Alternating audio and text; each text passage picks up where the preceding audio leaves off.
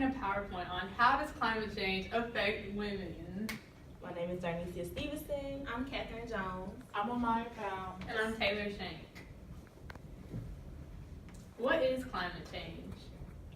Climate change is the shift in worldwide weather associated with the rise in global temperature. It affects humidity, precipitation, and temperature, and also wind velocity. So what causes climate change? The continuous burning of fossil fuels emitting greenhouse gas into the atmosphere. So that's like coal and oil. When people burn it, it goes into the atmosphere, and that also affects climate change. And also deforestation and the burning of fossil fuels. Who or what does climate change affect? It affects the earth, for all the stuff I told you earlier. It affects sea levels to rise, the melting of the polar ice caps, and natural disasters. And it also affects women. It affects pregnancy, childbirth, and parenting responsibility. Gender inequality. So climate change affects women way more than men. It affects them more than men because it puts them at a higher risk because they're more vulnerable in climate change. And so this is a chart that explains the different types of climate change. Okay, this is a chart that explains the different gender gaps and how they each affect climate change and the impacts they have on. Okay. Women's health versus natural disasters. Natural disasters happen all around the world, and some examples could be hurricanes, droughts, floods, and it gives them heart disease, they get strokes, they can have bad maternal health, things like that. Climate change in developing countries. Approximately 536,000 women die postpartum after birth due to direct and indirect causes such as blood loss, hypertension or high blood pressure, or malaria in most developing countries.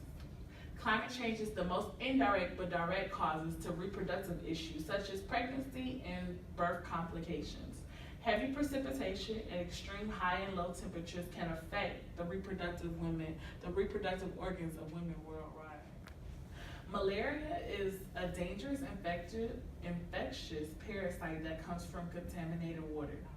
A large percentage of women in developing countries have a higher chance of contracting it, especially if pregnant or just giving birth. Climate change in those sweltering areas has contributed to the increased amount of malaria cases going around. Also, postpartum deaths to infants as well as mothers. Women who do contract infectious diseases such as malaria have increased risk of these complications, meaning maternal anemia, which is blood thinning, fetal loss, premature delivery, or delivery of low birth rates. Women who do contract infectious diseases such as malaria have increased risk of these complications, meaning maternal anemia, which is blood thinning, fetal loss, premature delivery, or delivery of low birth rates. Climate change affects natural resources.